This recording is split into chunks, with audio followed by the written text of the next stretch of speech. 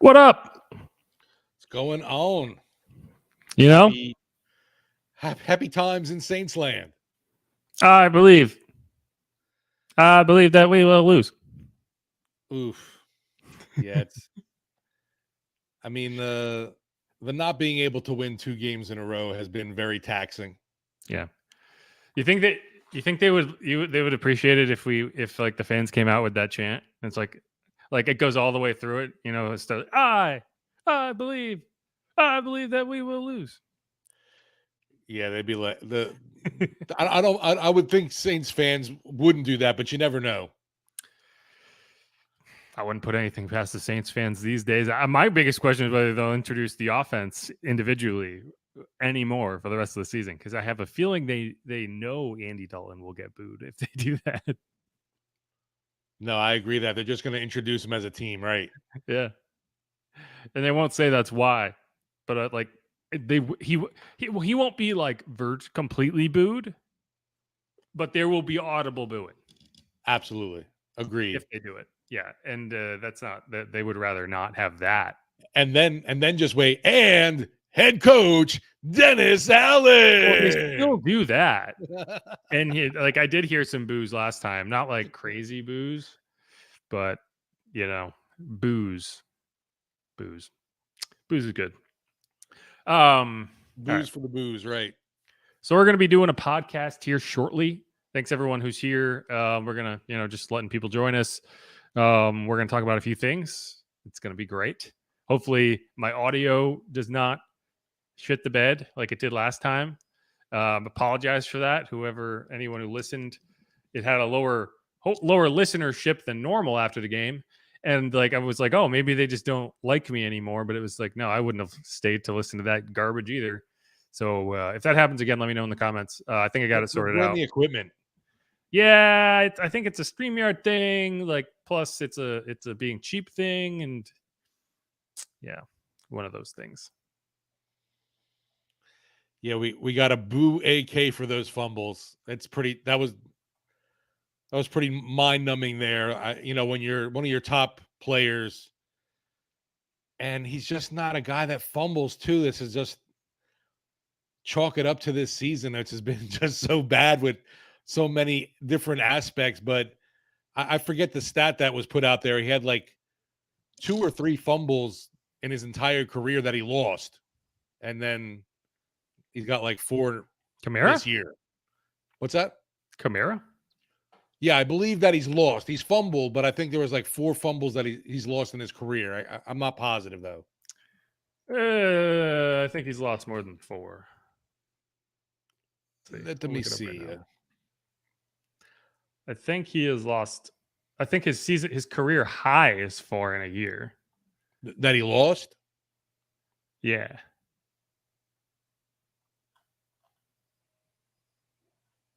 Let's see.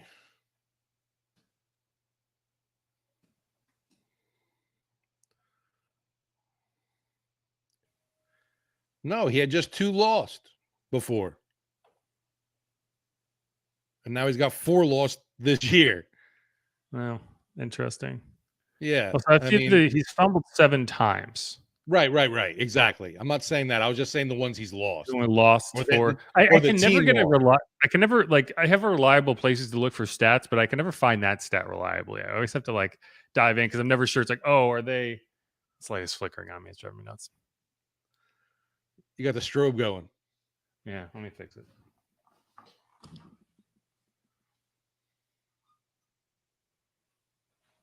All right, let's see if that solves the issue. Yeah. But yeah, we're gonna do a podcast here. It's gonna be a good time. We're gonna do a few segments, and then we're gonna get into a mailbag in the back end. So put your questions in the chat, and we'll get to them as many as we can in the back end. I know we just did a mailbag, but as I mentioned, the audio was garbage. So I'd like to do another one and get that in the actual podcast, because this is the YouTube channel. We also have a podcast, so that's something that we will want to make sure we do. But yeah, it's getting really exhausting to talk about the Saints. I will say, I went through the entire film of that game, and it was not fun. It was not entertaining. It's very much a job right now. Yeah, I was gonna say it's it's cool shooting the shit with you and all, but it's like, damn, we got to talk about the Saints too. Can't we just talk about other stuff like what we're watching, or Yeah, like I'm watching Westworld right now. Can I just like I have thoughts. I Like haven't seen it, so that would have I helped. would much rather sit here for an hour and just talk about Westworld, but I can't. This is not inside the Inside Westworld, robots. right? Have you ever seen the movie, the original? There's a movie? Yeah, and Yul Brenner's in it. I think it I was didn't even know it's that. either I late assumed that 60s. this was only a series. No, it's either late 60s, early 70s movie. The only reason I know is my dad loved it. 1973. Interesting. 73? Yeah, well, I knew Michael Crichton had written like I know Michael Crichton was involved, and that makes sense. Okay. Yeah, he wrote the movie.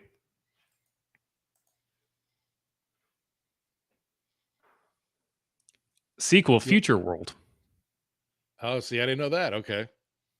Well, it was also a short-lived series on CBS. See, we could do this for an hour, and it would be more entertaining than talking about the Saints. Right. But unfortunately, and then we say, hey, fans, tell us your favorite show right now. yeah. Oh gosh. All right. So let's get into this. Again, if you have comments that you want to get to in the mailbag, throw them in the comments, and we'll star them and get to them. Yeah. Okay. Steve, you want to get us going here? Let's go.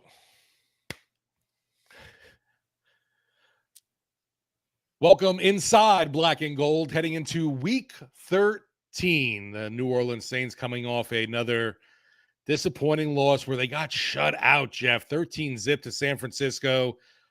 So much to talk about from that game, including more mishaps in the run game, especially with a guy like Alvin Kamara, who everybody expects more from, obviously, but fumbling just hasn't been something that has been an issue for him until this season, of course. Yeah, except for all year. Except for exactly when it's the worst, right? When it cost you games. Like the 2 games the Saints have lost without allowing 20 points on the scoreboard. Yeah. Actually, that's not true. What do you mean? What did they lose by to the Bucs? 10. Yeah, what was the score? 2010, right? Was it? Let me double check. It was 20-10. Yes. So that stat that I just made up, in the 2 games the Saints have lost without allowing 20 points or more, Alvin Kamara has fumbled and led directly to the opposing team scoring points. And this was week 3 against the Panthers, where he fumbled for a touchdown, and now week 12 against the 49ers.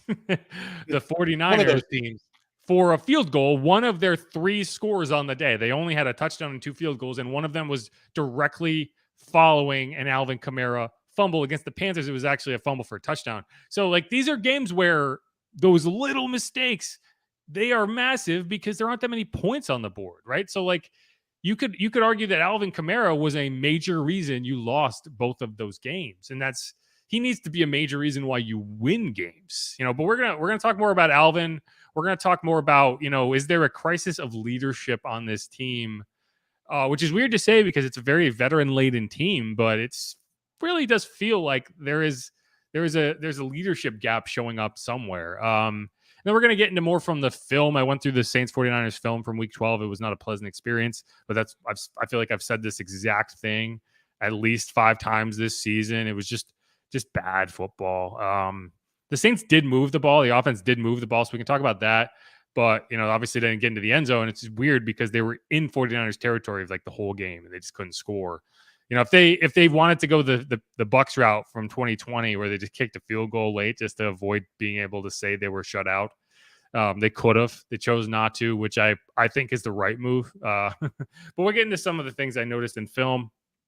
And then in the back end, we're going to do a mailbag, because the mailbag I recorded after the game was a garbled mess because my audio was not working for some reason. Obviously, I wasn't aware of it until the end. So we're going to do another mailbag. It's just so I can get that in the podcast feed. And yeah, so we're going to get into more of that. But first, Steve, obviously you were out there in San Francisco. What was the game like? What was the atmosphere like on the sidelines? I keep waiting for the day where we have, people screaming at each other and like very clear infighting going on and fracturing. I haven't seen that, but what did you see down there on the sideline? Yeah, definitely not the case at all, where you see any in-house strife going on. I will say that the crowd was definitely present and loud. The San Francisco faithful showed up, and I wouldn't say that the noise was a factor, but that you could definitely hear them. It wasn't as loud as ever, like the Superdome can get, but it definitely you felt their presence. I got sick and tired of hearing every time the 49ers get a first down, they do the 300 chant, the oh, they go first down 49ers, and then the fans go oh, oh, oh, and that happened a lot, unfortunately. But other than some of the the injuries that happened in the game, there weren't anything where you could tell the team was struggling. There was a lot of actually animated. Some of the animated guys on the sideline were on defense, like a Shy Tuttle. You could tell him trying to fire up some guys.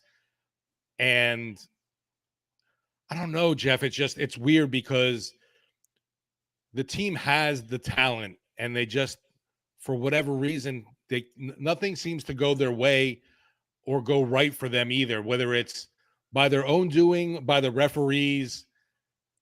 Something seems to happen to spoil a drive every single time, it feels like. Yeah, it's got to be tough for the defense. I think the defense actually played really well in that game. Absolutely, yeah.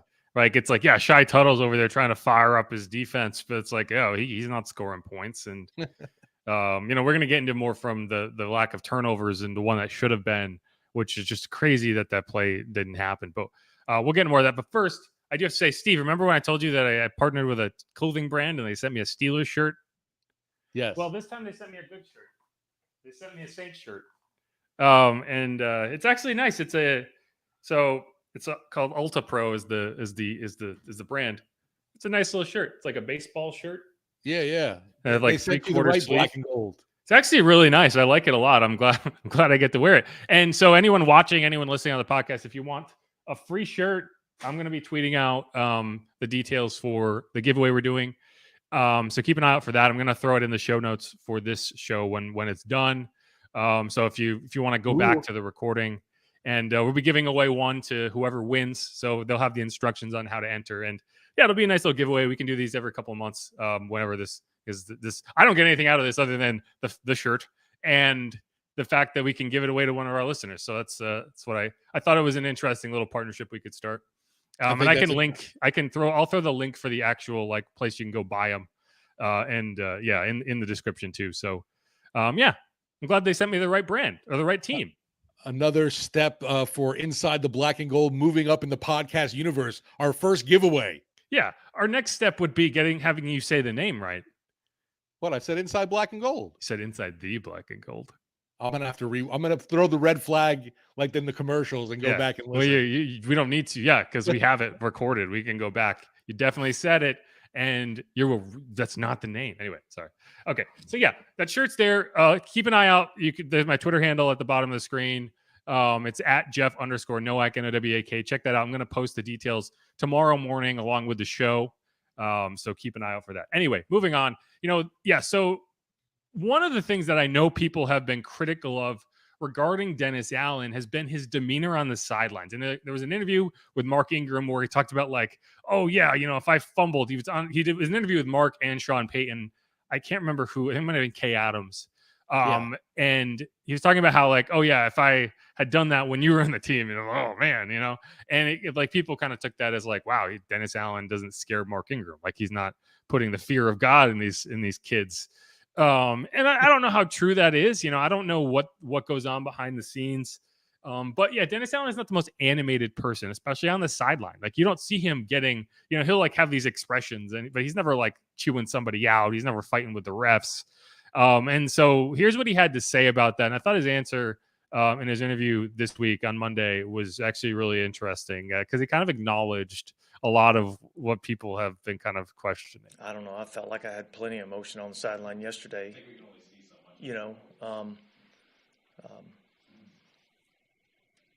Yeah, look, my personality is the way that my personality is, and I think our coaching staff's personality is the way that it is. We've got to do a better job of demanding that things be done exactly right, and all of us have to take accountability for it. That's why this is a team game. So, but yeah, I don't think yelling and screaming is the answer to everything. I mean, all of us have been parents, right? Or at least most of us in this room have been parents, and I haven't found that when I yell and scream at my kids that the product changes. Usually, when you teach, that's when those things change. So, a few things. One, you're talking to a room of sports reporters. You shouldn't be assuming everyone in there has kids. I would say the majority of the people in that room don't have kids. I don't have kids. I know you have a child, but no, but I would agree. I think most people in the room don't. There's a lot of childless people in there, and it's because like the schedule of being a sports reporter is not conducive to having kids. Either way, like I thought it was a weird thing for him to assume about the room. But the other thing is like, do you think that treating the team the same way you treat your children is the way to go about this? No, these are professionals. Those are your children. I don't think that I think he needs to and this is like I say this all the time. I don't think Dennis Allen understands how to communicate with the media and how what he says comes off as, because it's like that just feels like a disconnected thought of like, no, you should not be coaching your team of professional athletes the same way you would raise your children. I think he was trying. Is that a bold statement? I don't think that's a bold statement. I think he was trying to put out there kind of that yelling doesn't equate to quality coaching, equate to people learning, where, when someone's screaming at you, you kind of maybe, I don't want to say tune it out, but you're less likely to listen and maybe, take down some pointers as something that's going to help you instead of being basically ridiculed. It was definitely a little awkward on how he explained that. And I agree with that to an extent, right? Like, I don't think that you should be constantly ripping into your players. You should be trying to build them up, not tear them down. I agree with that. I'm just a big metaphor analogy guy, and that just missed so badly that it's like, don't compare your team to your kids. Anyway, I do think that there is a middle ground you have to hit, and I'm not sure he hits it enough. The only time I can remember him really getting upset and animated, it was in training camp when you had like 3 fights within 3 days, and he like huddled everyone together and he like cursed him out and was like, play freaking football. And I was like, good. Like, that's the type of coaching that I'd like to see, because it's like when I see this team, you don't want a team to be afraid to make mistakes, right? Like, mistakes happen. It's impossible to avoid. There just seems to be this like kind of dispassionate attitude around the team. And I don't know if it's just an issue getting players fired up, but like DA said, his personality is his personality. So it's not going to change. He's not going to magically become a different person. And the question is more, is his coaching style conducive to quality, winning, comprehensive, like attention-driven, attention to detail football? And you could make a real argument that it's not, based on what we have seen this season. Because when he was a coordinator and when Sean Payton was running the show, the defense was always on point and the team itself always seemed to be on point. I'm not sure that can be said about the team this year. And, it's not all on Dennis Allen, but I do think it comes back to him at the end of the day. And while he doesn't think that kicking and screaming all the time and screaming and yelling all the time is the best option for a head coach, I would like to see it sometimes, because when your star running back is fumbling twice in key situations in a game that you should have been able to win or at least be competitive in, he should be getting chewed out on the sideline, right? Like, he shouldn't, like, that's something that should happen. And like, I get it. He's Alvin Kamara. He's a superstar. You have to cater to them a little bit. I mean, if there's not accountability for that, what is there accountability for? Well, you pointed out obviously his record this year, and then you go back and look for his time with the Raiders. His coaching record is 12 wins, 36 losses. That's a pretty decent amount of sample size for you to it's not just a small sample size of games that he's been involved in. So I don't know. I feel like it kind of is what it is with Dennis Allen, and it doesn't appear that his style or the way he talks to his players is coming across, it's really strange, because you would think from a defensive minded guy that he'd be a lot more hard hitting and aggressive. And I don't know, we just don't see that side of Dennis Allen at all. And he obviously had the respect of this defense for years. And I'm not saying the team doesn't respect him right now, but they don't seem to be responding to him either. I think this team really likes Dennis Allen. I think the players really like Dennis Allen. And that's not in question. Like, this team likes to play for Dennis Allen. The players like to play for Dennis Allen. It's really just a question of whether the larger kind of picture of the coaching and the team cohesion is hitting its mark. And James Hurst, I talked to the media today, and I thought he had some interesting things today. Here's a bit of what James had to say. I don't think that's on coaching. It's on the players. It seems like, everyone across the line, tight ends, have had false starts at times. And, my opinion personally is that it's a personal accountability. No coach is telling you, when to go. So that's on us. That happens on the playing field on Sundays. The coaches are not out there playing. They're not out there lining up. So it's a player accountability that, if you jump, that's on you. And we got to understand, if it's a communication issue, then that's on the people involved with whatever communication was happening prior to the snap. But that's a player issue.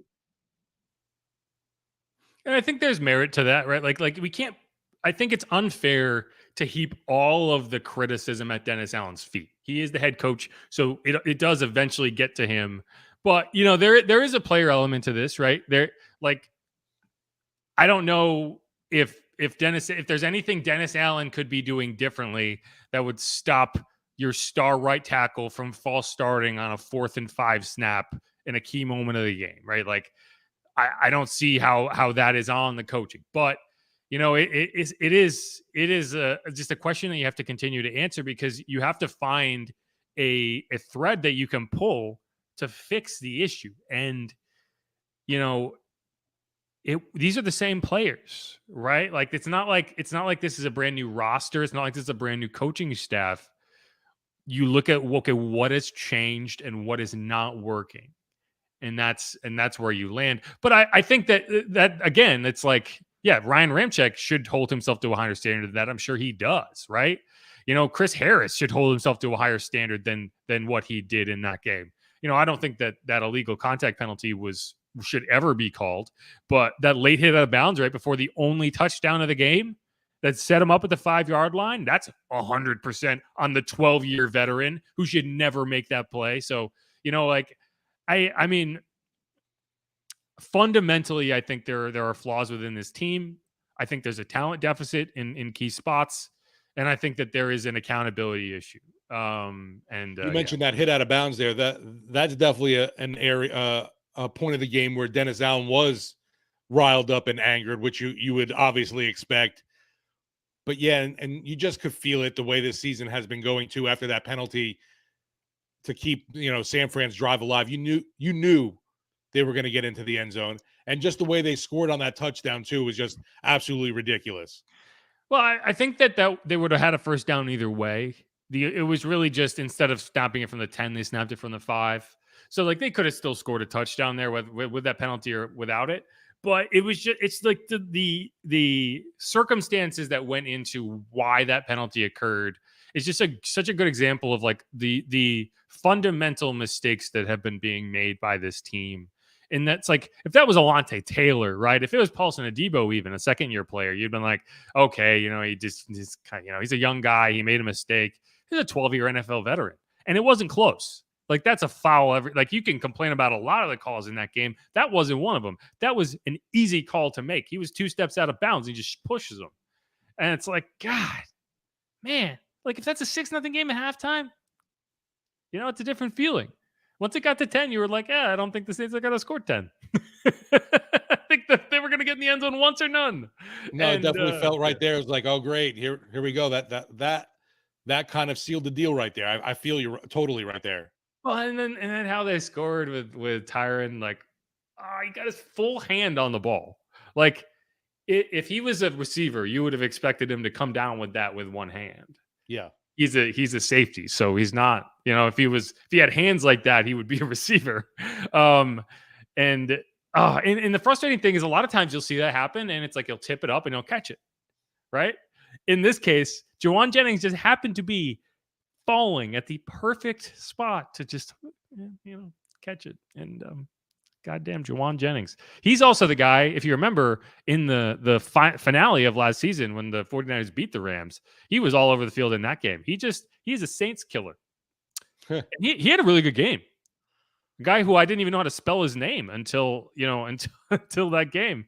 There's only one J in it. It is Jauan. Interesting, right? Yeah, not the way Juwan Johnson spells his name. Right. Yeah, it's instead of Jawan, it's Jawan. But yeah, so I do think that there are serious questions to be asked about the coaching staff. And I know people want to see Dennis Allen fired. I don't think you're going to see him fired. Maybe in the offseason if things go very badly. He's not going to get fired midseason. You have 5 games left. It wouldn't even be worth it at this point. And I think this team understands that, it's not unreasonable for a coach to have struggles in year one. I do think that, and I think we might have mentioned this before, that Dennis is going to have to make some changes to the coaching staff. Not necessarily himself, obviously, but you could be looking at a new offensive coordinator, obviously, with Pete Carmichael Jr. Struggling this year.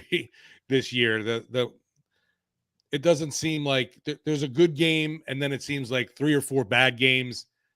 It just hasn't been consistent at all with this offense, and what kind of quote unquote identity. We talk about that right now, and you think the identity of this team would be to run the football and let Andy Dalton manage the game, and they really have not been able to run the football.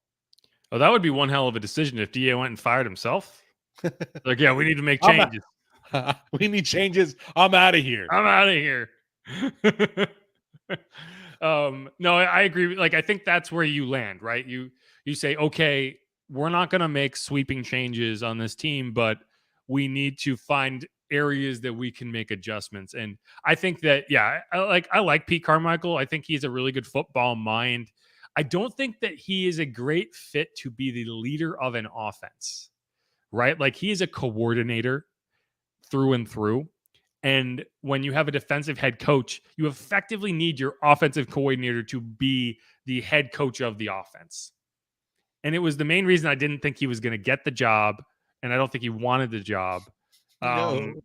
Because it's like, you need that. Like, we talk about DA holding people accountable, but it's like, you don't want your head coach, who's a defensive guy who spends most of his time in the defensive meeting room, chewing out your running back over something that, he's not going to be the one who's installing the offense, right? Like, that needs to be the offensive coordinator.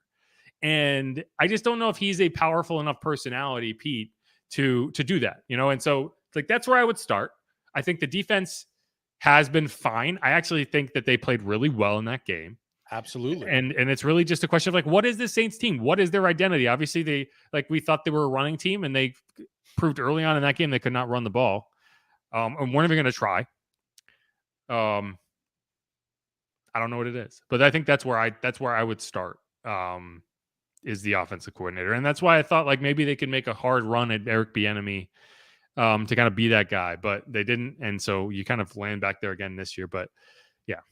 But wait a minute, why would Bieniemy want to leave We've had Patrick this discussion. We've had this discussion. Okay, I was going to say, why leave Patrick Mahomes behind and then come coach Andy Dalton and Jameis Winston? It's the same reason that you might leave Sean Payton and go somewhere else, which is like you want to be the head coach of the offense, right? Like Pete Carmichael was never going to be a star offensive coordinator on Sean Payton's staff because Sean Payton was always going to get credit for the offense. He's calling the plays. He's the offensive wizard. You're the guy. You're the guy behind him. You were his assistant.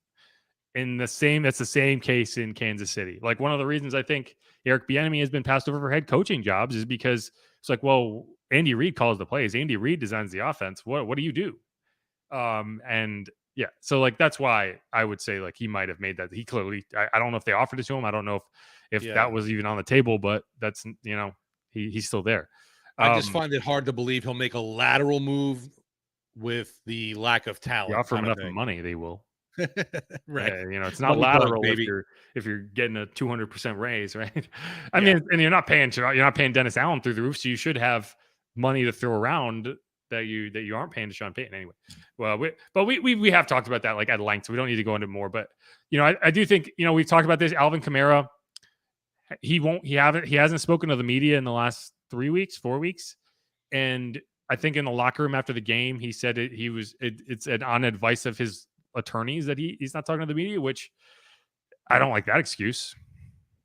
Yeah, he said that through media relations, basically that he's not going to speak due to his legal issues, and he's not even talking about football issues, which that makes no sense to me, especially as a team captain. Right, he's a team captain. It is like his responsibility to talk to the press. Like Chris Olave talked to the media after the game. Caden Ellis talked to us today. James Hurst. It's like Alvin has the answer for, it's like, I get it. He had a rough game. You got to talk to the press. Like that's your job. I'm sorry. Like, and it's annoying because that excuse is not a good excuse because what, like he's been in these interviews. We've done it already. He's going to get asked once. He's going to say no comment. It's an ongoing legal matter. Yeah. And then it's gonna comment. And then the rest of the questions are going to be about something else. Like, because you're not going to keep hammering him with questions about something he's not going to answer. Because you only have so much time to talk to these guys. And I think using that as an excuse is just him dodging the media. And it's not a very team captain thing to do. DeMario, I also have questions about why DeMario doesn't talk to the media more often. We don't hear from DeMario every week. We should be, but we do not hear from DeMario every week. We've talked to Caden Ellis twice in the last 2 weeks and have not talked to DeMario. Right. That's an issue. DeMario has said before in losses in locker room, I talk on Mondays. Well, he didn't talk today, which was essentially Monday for the team. We had Caden Ellis, not DeMario. Right. Like you can't be a team leader only when it's convenient for you. And like that's talking to the media is something that the team leaders are supposed to do. Sending Caden Ellis out there to talk to us for the second consecutive week is not a good look. And I think when you're talking about a void in leadership, that's the type of thing that I think stands out. I would agree totally. Just it's really disappointing too. We talked a little obviously before the show, and it just you hate to bang on a guy like Alvin Kamara because when he does talk, he's been fantastic. He's definitely the favorite interview in the locker room. But right now, especially after having that lousy of a game, you wanna hear from your leaders, and just avoiding them and using his legal issues as that veil is just really not becoming. Yeah, it's an excuse. It's an excuse. The team isn't playing well, and he's bummed about it, and he doesn't want to talk about it. But it's an excuse. It's not a valid excuse. Yeah. Anyway, So yeah, I totally get too why then, that kind of trickles down to other players. You would imagine, like, well, if Alvin Kamara, Demario Davis, these team leaders aren't speaking. Now we didn't hear from Cam Jordan, but he's obviously was hurt last game, and he just came back this week. Didn't see him in the locker room post game, but he's always been a guy that has stood up and taken the bullets, even when things aren't, going the right way. But yeah, yeah, I mean, he for talked me, with a busted eye after right, the Steelers game, right? He wore right. sunglasses. But for me, when you don't have two of your top key guys, Demario Davis and Alvin Kamara, wanting to stand up and be those, the focal point for your team after those tough games, it's just not a good look, and makes people, to me, question Dennis Allen's leadership even more when you Yeah. have players not doing this. Well, right. Like it's like you need people to be accountable, and I just don't feel like that has been the case this season. And I think you've seen the results of that on the field, where through week 12, you're still seeing the same exact disconnected type play and disconnected type activity. And it's cost you games. It's cost you multiple games. And at this point, it's like you only have 4 wins in 12 tries. That's a problem. But all right, let's wrap up that segment there, and we'll come back and talk a little about the film. It'll be a short segment, and then we'll get to the mailbag in the back end of this program. If you have questions, comments, and we have a bunch in there already, we're going to go through them. We're going to get through as many as possible. We're going to hit them rapid fire. So stick around for that on Inside Black and Gold. I have a bad habit of just ending segments and being like, but let's do it.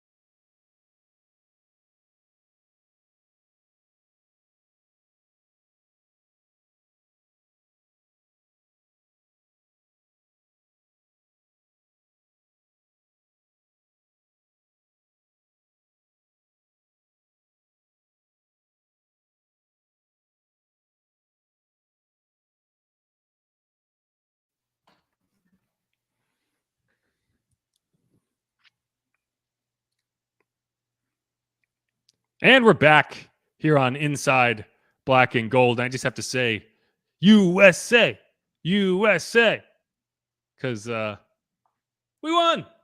I believed and we won. That's a good thing, right? Hey, we need something to cheer about for sure. Yeah, it was a fun game. I watched it. It was one of those games where you kind of spent the first half of the game being like, this is going to be another scoreless tie, because that's the worst thing about soccer, and it's going to happen again. And they ended up winning 1-0, which is only slightly better. But hey, we get another game. I'm sure they're going to get beaten to the bricks by the Netherlands. I'll be in Atlanta to watch that game because I'm heading out to Atlanta for the SEC championship. If anyone was wondering, that's good stuff. But this is Inside Black and Gold, where we talk about the Saints. And I went through the Saints film today, and it was not a pretty picture. And the first thing I will say right now is Chris Olave needs to hold on to the goddamn ball. I mean, like, we can bitch all we want about the refs and the officiating, and they were bad. And that should have been called a catch. And if you go back to week 2, it was called a catch and a fumble. That's what drives me the most nuts is if you go back and you watch, I tweeted this, if you go back and you watch that play in week 2 where Chris Olave caught it and went to the ground and dropped it, and then the Bucs recovered and it was a fumble, it's the exact same play. The only difference is he wasn't touched. So it was a fumble. In this case, he was touched. So he should have been down by contact. So the fumble wouldn't have counted. And so the refs suck, and they still suck. They always sucked, and it hasn't changed. But you are a professional catcher of footballs. That is your job. I don't know. I want to talk to him and ask him, like, if these are drills that you do to like learn how to fall with the ball in your hands, because it just seems like it's just not something he's good at. No, like we see Alvin on the balance board or doing all those crazy things with his trainer. I would imagine that Olave is going to have to hook up with somebody that's going to, whether it's those foam, bats that you have to, every time he catches the ball, or, I don't know if he can really simulate falling to the ground though. What are you talking about? You don't have to simulate falling to the ground. You could just fall. I know, but then they're like, oh, Chris Olave hurt his shoulder in practice, falling to the ground, and he's out for the season. I'm just worried about that kind of thing. No, I'm sorry. You should be able to practice falling to the ground with a ball. I mean, like, just have Jameis throw you the ball and catch it and fall. Like, that should be a natural thing. But it's like he doesn't understand how to do it, and that's what's frustrating. Because he just never got touched at Ohio State. I don't know. Well, I just think in college, you when you fall, you're done. You know what I mean? Like when you hit the ground, like that week in week 2, that fumble, even if it was called a catch in college, he'd have been down by contact, right? So, like, I think there, to an extent, you don't have to know how to fall because you don't have to worry about getting up. And I don't know. I mean, that should have been a catch 100% of the time. That should have been a catch. But it's like if that wasn't a catch, then week 2 shouldn't have been a catch. I don't know. Anyway, but he's got to learn how to catch the ball. Jawan Johnson, in the last 5 minutes of that game, had the ball bounce off his hands twice. One of them was on the fumble by Alvin Kamara, but like he could have, like he was right there. He could have been able to corral that ball, and it would have turned a fumble into a huge play. It would have been a touchdown. It's like that everything. For like us, you though. saw that happen to the 49ers, right? Like Tyrann Mathieu made a play and popped up in the air, and they caught a touchdown. The same thing could have happened for the Saints, but they didn't do it. Like that's the difference in that game. Right? Taysom Hill, Juwan Johnson on the next drive had a ball bounce off his face mask and he wanted a penalty. But it's like, no, just catch the damn ball. Taysom Hill had a ball bounce off his goddamn face mask. And you could say, well, why are we throwing a fade to Taysom Hill in the end zone? I'm going to say, catch the freaking ball. You're a football player. Anyway, Absolutely. You go back to the film and you look at this game, and the most frustrating thing is that the Saints very much could have won this game. It was a game they went into as 9-point underdogs and should not have had a chance to win, and did have a chance to win. The defense kept them in the game, and the offense could not get it done. And it's like, you can blame Andy Dalton if you want. It's always easy to blame the quarterback. I don't think he played that badly. He had that one really awkward thing where you like threw the ball at the feet of Chris Olave, and it was because Alvin Kamara came through on the zone read or whatever, the play action, and like the ball got bumped. And so he lost the laces and he tried to throw it. And it just was like, oh yeah, there's that picture going around where he's throwing the ball and, the laces are on the other side. And of course, people have latched onto that and are just killing him on it. Well, it's like, when you don't have the depth perception to see why it happened, right? Like when you see it from the broadcast angle, it's just like, this is an NFL quarterback. What is happening? Yeah. And you could see like he like been like, oh no, he did like the what is it called? The Cobra, the disaster Cobra. What is it called? You know what I'm talking about? This? Yeah. What is the name for that? Yeah, something it's like something Cobra. You're right. It's when definitely all hope is lost kind of thing. Surrender Cobra is what they call it. Okay. The surrender Cobra. And it's just that's what he did after that. But no, you go through the film and and this is why I think Jameis Winston should be the starting quarterback. Like I do. I've said that. I'm on record. I've said it a billion times. But you go back through the film and you watch this game and you're like, Andy Dalton's not the reason that they didn't get in the end zone, right? So it's like you go back and you're trying to find reasons for them to bench him and go to Jameis Winston, and he's not playing that badly. Whether you think he should be the starter or not, nothing he did in this game is gonna make you feel like, oh man, he should never be the starting quarterback for this team because he's the exact same guy he was when they put him in the first time. And they moved the ball. Like they got into the red zone so many times. They got into the red zone enough times that if all you did was kick field goals, you might have won that game. But if Will Lutz makes them, Well, right. Well, that's the thing. So here's the thing. Like you look at kind of like the alternative reality of that game. Chris Olave's catch stands up. You don't get in the end zone where you kick a field goal. Suddenly it's 3-3, right? You go into halftime. You're down 10-3. The 49ers get the ball after halftime, and it is 13-3. Well, now when you get to 4th and 5, and you have the option of kicking a 41-yard field goal or going for it, you probably do kick it because then you're down 13-6, and that makes sense because it's only one score, and it's a 41-yard field goal instead of a 46-yard field goal, and maybe he makes it, right? Because that does make a difference. And then you get down to the red zone, and those possessions, there's a lot more game pressure on the 49ers when it's like, oh man, they could tie this, and so maybe if you're not pressing, Alvin Kamara isn't desperately trying to get into the end zone there, and he doesn't hold the ball up and get it popped up. I don't like a lot could have changed based on that one catch. And yeah, and it's like you make excuses all day long. It's frustrating, but like I don't know what Andy could have done differently in that game is kind of my larger point. And like maybe Jameis would have been more aggressive. Maybe you would have been able to push the ball downfield. But when you can't run the ball, and the Saints could not run the ball a lick in that game, it becomes very difficult for any quarterback. I don't care who it is to move the ball. And, when you get to first and goal at the 4 and you don't feel like you can run it, when you get 4th and 1 at your own 46 and you don't feel like you can just plow ahead for a first down, you are already playing at a deficit. And that's what the Saints were doing in this game. Yeah, that's what Chris, as your friend, was asking. Why did they throw it 4 times? Exactly like you said. They couldn't run the football, and that you felt they believed that too, and that was the problem. That's like nothing they were doing was working. No matter who they were handing the ball off to, it just wasn't getting done. Well, it looked like I'm gonna get this guy's name wrong. Talanoa. Is that how you say it? Talanoa. Oh, and the Niners? Yeah. Talanoa Hufanga. Yeah, Hufanga. I know I definitely. know that's Hufanga. right. I just don't want to say his first name. I think it's Talanoa. Anyway, there was a play on to Alvin Kamara's first fumble. You watch it, and I tweeted this. If you want to see it, go to my Twitter account. I got yelled at for posting game film on the YouTube channel. So it is. I think it's 1st and 10, and you are handing the ball off to Alvin. The ball is snapped at the 40.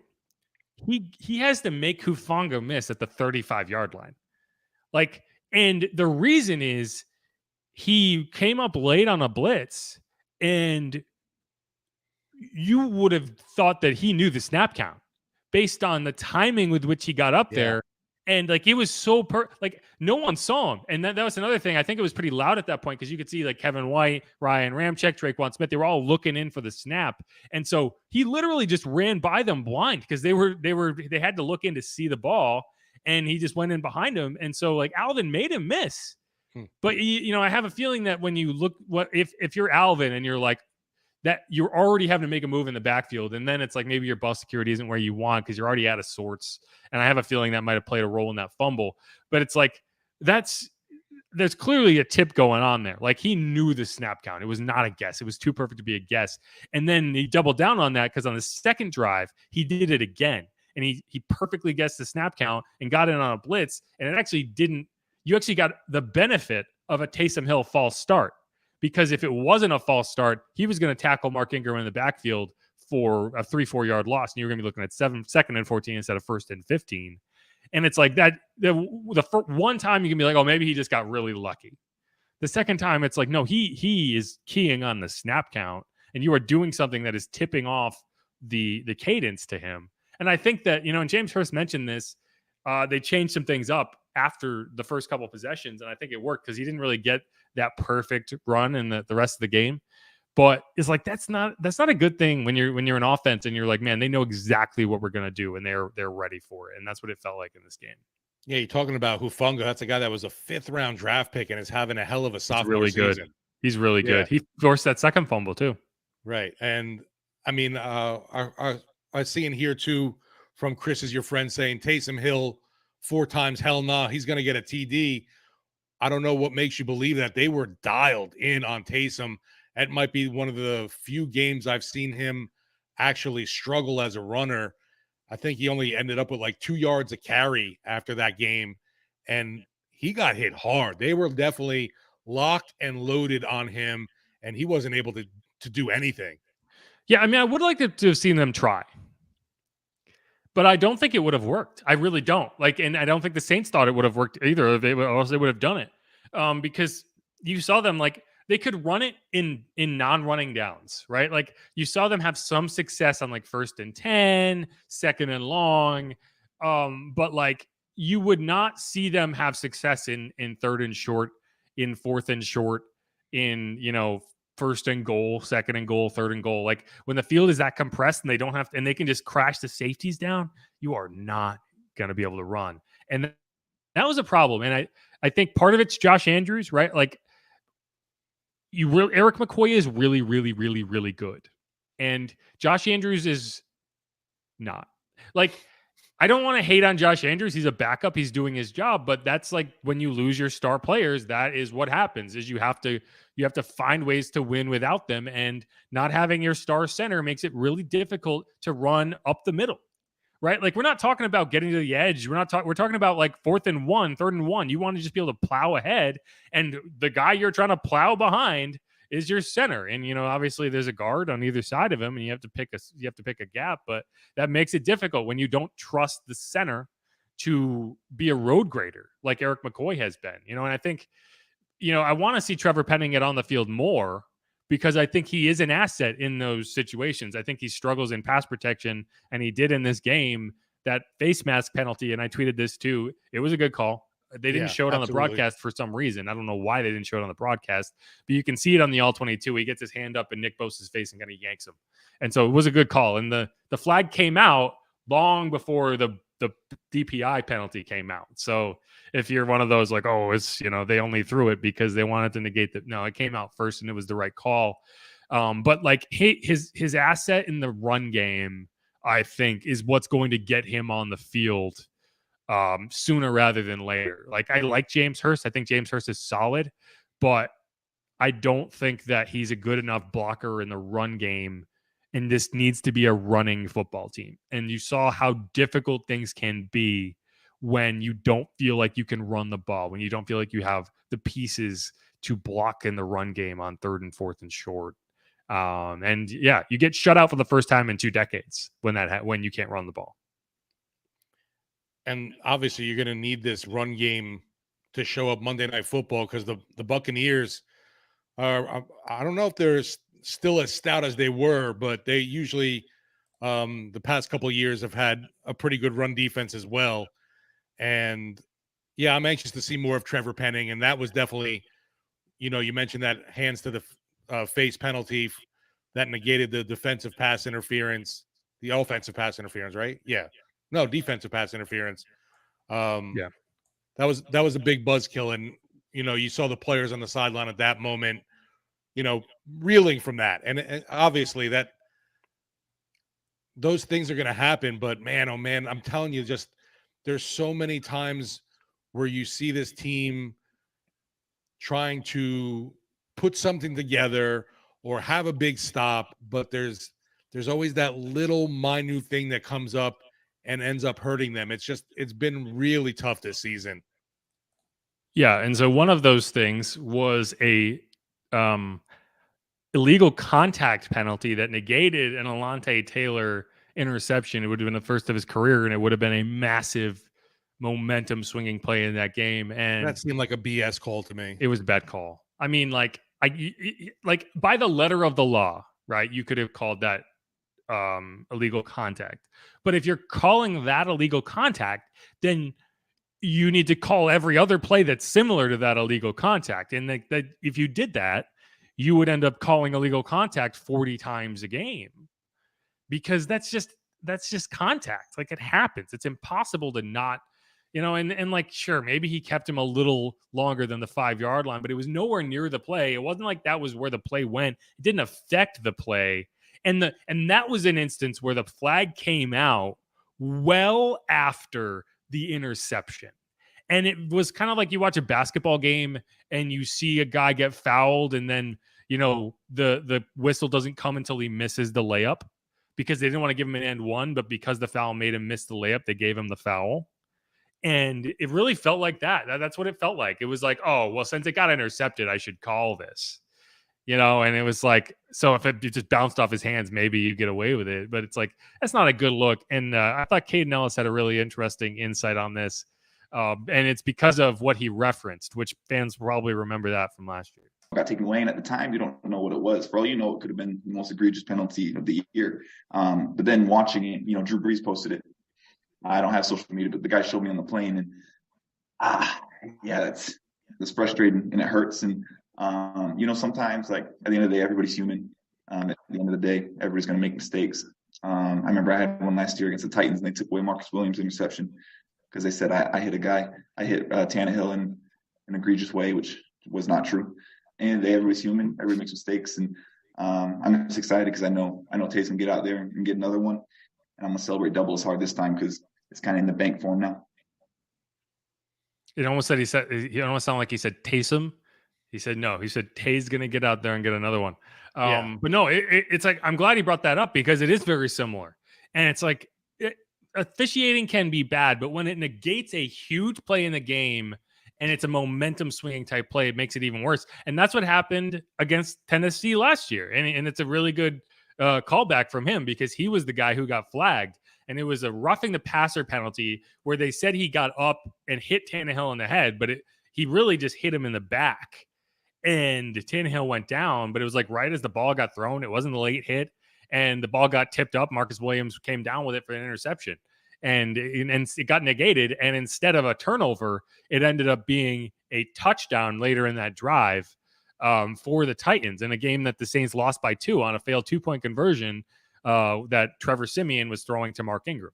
How's that for a memory? I didn't even look that up. But no, it's very similar. And it's frustrating when you look back and you see like how light that contact was. And then you see plays throughout the game where it's like, yeah, but you're calling that, but you're not calling this. And like, I don't think that every close call should be a penalty, but like, if you call the minimal contact one time, then you have to call it every time. You have to call it when Rashid Shaheed is going downfield and the defender literally just has his hand. They're holding hands and he can't get his arm up to catch the ball because he's holding his arm down.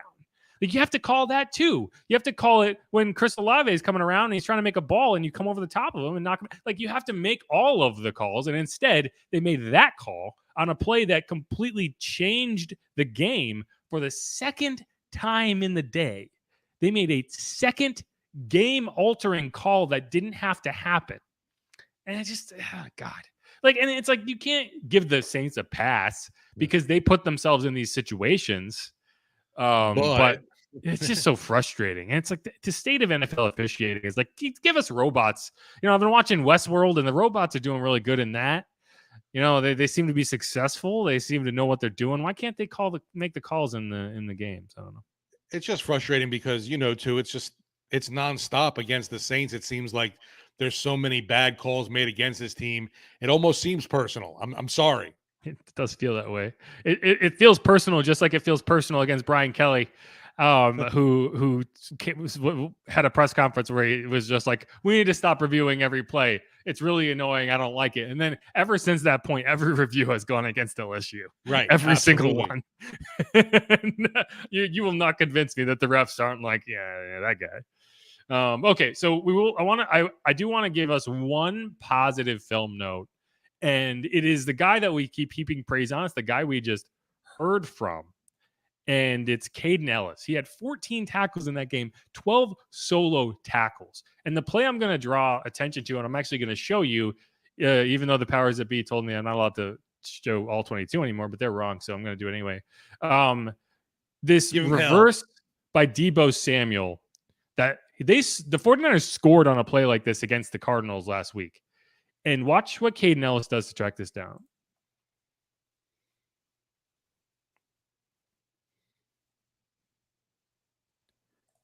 Like, he knew that play was coming. Like, watch where I freeze this. That's the point that he knew what the play was. Like, the ball hasn't even snapped. Deebo just starts going in motion. He's like, yep, okay. And he gets upfield and he makes this play. And like, look at the blocking. This is going to work. If he doesn't get to the edge, if he doesn't stop this for, I think it was a 3-yard gain, you're asking Tyrann Mathieu. He's getting blocked here, right? Tyrann Mathieu's going to get blocked. The edge is sealed. The only guy who could have made a play on that is either DeMario, but he's got a long way to go. Carl Granderson's not going to get there. Marcus May is trailing. So he's probably, if the tackle gets made, if Caden doesn't stop this where he does, the ball, this play is getting all the way to Marcus May. And so that's at least a 15, 20, 30-yard gain. If he breaks a tackle, it's a 60-yard touchdown. Instead, it's a 3-yard gain because Caden Ellis knew the play was coming from here. And like we keep talking about Caden Ellis, we keep heaping praise on the guy. And like, I think it's fair to be like, okay, come on, give me a break. Like, how good has he really been? He has been that good. He has been an excellent tackler. He has been an excellent blitzer. He has been excellent in coverage. He has been excellent in pattern recognition and play recognition. And this is all of that in one. And so like this is a kid who's on his 4th year in the NFL. He's going to be a free agent and he's going to get paid. And I only hope the Saints are the team that pays him, because he's starring in that will linebacker role right now.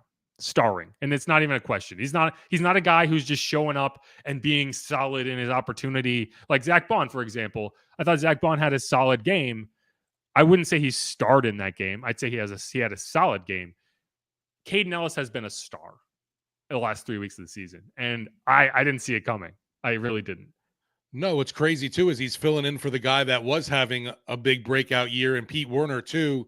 And you just think about that. If Werner doesn't go down, we're really not seeing Ellis shine as much. So it's, this is one of those scenarios, I guess you could say, where that whole next man up mentality really came through. No, this is a team that's identified linebackers really well. So it shouldn't be a surprise that, they happen upon this guy and they develop this guy. But it's like in a dark season like this one, you look for silver linings and it's like, okay, Chris Olave is exactly who they wanted him to be. Alontae Taylor looks every bit like the guy they hoped he was. And Caden Ellis has shown that he can be a star. Trevor Penning, hopefully he can show up. And then, Paulson Adebo is a guy. I'm sorry? Punter Gillikin had another good game. Yeah, he's finally woken up from whatever stupor he was in.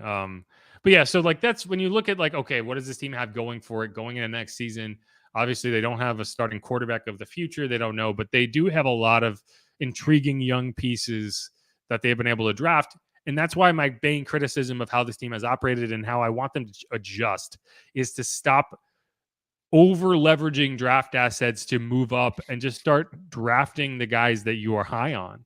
Because when they've done that, they've been successful, right? Like, I don't need you to move up and get Adam Troutman, but I need you to have a 7th round pick so you can find a Caden Ellis, so you can find a Marcus Colston, right? Like, because if you don't have those picks and you don't make those picks, you're not getting those guys. No, and you mentioned Troutman. That's been one of my biggest disappointments. I just don't. He had a nice catch in this game. Sure, one catch. I think it was the first drive. Yeah, then he disappeared for the rest of the day. That's what seems to happen way too often with him. I wish we'd see more of that. And he hasn't been that big pass catching tight end that I think we were all hoping he would be. Yeah.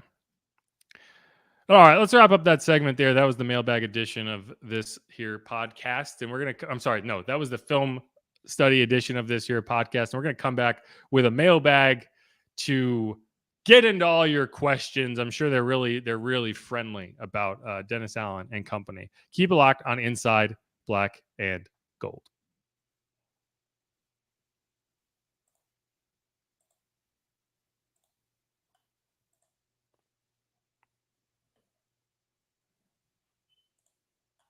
Hold on. I am going to go to commercial.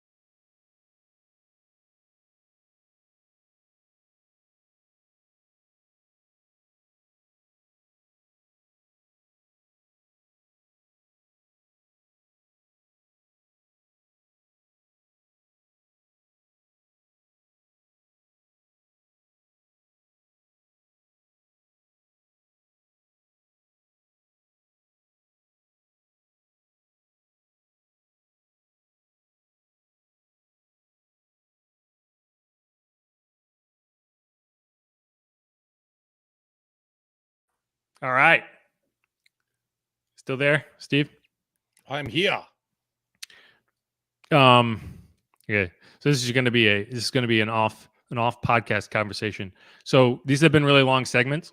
So my proposal here is that we do like a longer mailbag segment. We make it like however long, and then we use this as a second episode on for Thursday, and then we don't do the preview that posts on Friday because I'll be in Atlanta and it'll be really hard to manage. Does that work for you? Sounds good. Yeah. Yeah, I'm easy. Yeah, cool. So we can get a little more in depth on this, and then the tomorrow's episode will be those first two segments, and so we'll just need to record like we can double up on the sign offs, so we have like a actual like sign off for that, and then that way we've got our third episode of the week because Okay. because it's gonna be a real tough thing to manage, and it's just if we can just get it done here, that'd be better. When are you leaving? Thursday. Yeah, so like in order to record that Thursday would be a pain because I'd have to do it in the hotel and it would be annoying. All right. Right. So yeah, so that's what we'll do. So we're gonna have to do a full re-intro here. Gotcha. If that makes sense. Yeah. All right. You want to do that? Sure. Welcome into Inside Black and Gold. Steve Geller along with Jeff Nowak bringing you the latest and greatest on the Saints, who are mostly latest. who are going to this week 13 with still hope of winning the division. I can't believe we're saying that, Jeff. Yeah. And so this is going to be primarily a mailbag, but that's a good thing to mention. Let's reset the division race right now. Let's reset it, right? The wonderful NFC South. Because as stupid as it is, the Saints still have a chance at this division and like a good chance. Like not just like, oh, well, maybe they can hang around. If they beat the Bucs this week, they are a half game out of the division lead with a tiebreaker over Atlanta, who doesn't look like they can beat anybody. So right now, no one in the division has a winning record. Buccaneers 5-6. They have a win over the Saints. So if the Saints go to Tampa and lose, that'll pretty much wrap it up. Like if they can't win that game and they are 4-9 and they are 2 games back of the Bucs without the tiebreaker, which would mean they are effectively 3 games back of the Bucs. That'd pretty much stick a fork in them. Like mathematically, they won't be eliminated, but they'll be eliminated. And I will stop talking about this. I will stop forcing you to have to think about whether they can make it. But if they can go in there and beat the Bucs, which the Bucs are losing everybody. The Bucs lost to the Browns with Jacoby Brissett as their quarterback. So and the Saints have gone in there and won easily the last 2 years. They won with Taysom Hill as the quarterback. So it's not outside the realm of possibility. And the Saints are getting healthier right now. Dennis Allen told us that Marshawn Lattimore has a potential to play. Last week, I don't think it was really on the table. Like he got back to practice and that was a positive thing, but I don't think anyone really anticipated he had a chance to play. And this week he said it's going to be based on how much he can do in practice. So maybe he's able to get back out there. And as we all know, he likes to lock Mike Evans in prison for all of those matchups. And that will be an emotional one. I'm sure he wants to get back for that game because if you remember in week 2, Mike Evans took a cheap shot on him and they both got ejected. So that's going to be a game Marshawn wants to get back out there for. But anyway, Bucs 5-6, Falcons 5-7, Panthers 4-8, and the Saints in the cellar, actually number 4 in the division at 4-8 because they lose the tiebreaker to the Panthers. Like the fact that the Panthers keep winning games is like, if you're a Panthers fan, you're gonna be like, Jesus, guys, can you just not? Can you just stop? We need a quarterback, and you're losing our draft pick here. Like, they must helping, be miserable. You're not helping, your draft status at all, which is wild. And I don't know. I mean, and their third different quarterback of the year. Yeah, Sam Darnold is not the answer. Baker Mayfield is not the answer. PJ Walker is not the answer. They don't even have a head coach right now, and they're out there winning games when they should be tanking it. Which good for them. Like good for the players, right? Like I always appreciate that when a team that should be tanking and the front office is like passively tanking, right? like they're trading Christian McCaffrey. Like that. Like when you're talking about tanking, no one ever goes to the players and says lose this game unless you're maybe the Dolphins, right? Like no one ever goes to the players and says, guys, no, lose, please lose. No, they make moves that make it very difficult for you to win, like trading away the star running back, right? Trading away Robbie Anderson. You're the pieces that help you win. And the Panthers are winning in spite of that, or at least they've won. They have not, I wouldn't say 4-8 is a great record, but like they go out there and they're competitive. They're winning games. They beat the Bucks. They should have beat the Falcons. They won this past week, and so good for them. They deserve credit for that because that's a shitty situation they're in, and they're making the most of it. That said, I can't imagine a scenario where they finish better than like 5-10 or 5-12, right? Like, so the Saints shouldn't have to worry about them. They have the first half of the tiebreaker against the Falcons, a team that is still inexplicably starting Marcus Mariota and does not have Kyle Pitts anymore. So like, that's a team that you should be able to move past. I'm not worried about them. I'm really just worried about the Bucks. And so you go in there, and if you beat the Bucks and you end up being a half game out of the division lead, and I'm just looking up the division record right now. The Bucks are 2-1 against the division. The Saints are 1-2 against the division. So that's the secondary tiebreaker, right? So if you're 1-1 against each other, it goes to the secondary tiebreaker, which would be division record. And so that would be tied. And so then, it goes down the line, but you're right there. And it's a matter of, okay, can you beat the Falcons and the Panthers to close out the season? And can the Bucks win their final 2 division games to close out the season? And so that's where you end up. And that's right where you want to be. If it would be no different than if you were 8-4 right now and the Bucks were 9-3, you would feel you would be in the same boat. And so, yeah, that like that is the wild thing about this season is as awful as the Saints have been, they are right there. Yeah, and you look at the Bucks, who they have left after the Saints game on Monday night. They've got to go to San Francisco. They host Cincinnati. So those are obviously 2 tough matchups there. And then it's kind of Arizona, Carolina, Atlanta. So there's a chance, obviously, for this Bucks team to have a little bit of a falter when you have the Niners coming up after the Saints and also Cincinnati. And I know the Saints have some tough matchups though too, having to go to Philadelphia and then a Cleveland team that's going to have Deshaun Watson back on Christmas. Yeah, and like you talk about the Saints fracturing in the locker room and whatnot, and like whether that's going to happen and whether DA can hold the team together. Byron Leftwich is in his first year too, right? Yeah. Byron Leftwich has Tom Brady as his quarterback and a defense that should be built to win and offensive playmakers up the wazoo. Like that's a team that would be at risk of fracturing too. I would argue a bigger risk of fracturing because this is a team that can't say like, oh, we don't know who our quarterback is, right? So and supposedly there's a report that Leftwich and Brady don't talk. Yeah, I believe it. Well, but I mean, like Byron Leftwich is a defensive guy, just like DA is a defensive guy. So like it's like that team falls to 5-7, and you're going to tell me that you feel like they are in better shape to try to win this division down the stretch than the Saints are? I don't think so. And I go back to the idea that like this team isn't fracturing. I think they are sticking together, which it seems weird to say based on how things have gone, but I do feel like they have. And just winning 1 game against the division will feel like we're right there. And so, as annoying as that is, and I know that's annoying to hear for fans, like I know it, and I feel I'm annoyed at myself for saying it. Like I get it.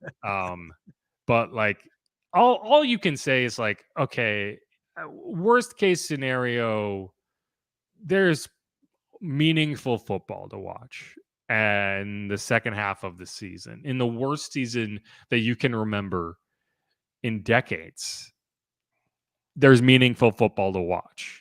And that's all you can ask for to some extent, right? Like if they get into the playoffs as the 4th seed, no one's going to wonder about like, wow, what if they had won 10 games instead of 7, right? So, that's good. That's kind of the reset of the division race.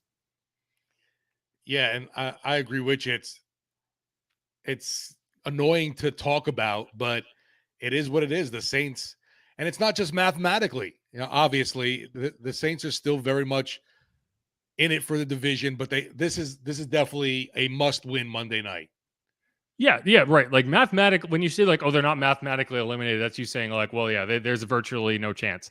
In this case, it's like all they have to do is win a couple games, and like while it seems like a simple thing, they haven't been able to do it. But all right, let's wrap up that there, and we'll come back and hit the mailbag really quick here on Inside Black and Gold.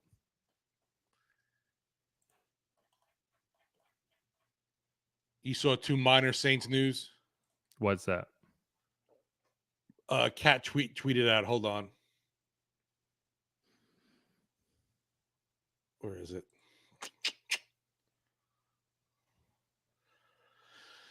They added Kenny Young to the practice squad, linebacker, and placed Drew Desjardins on injured practice squad list.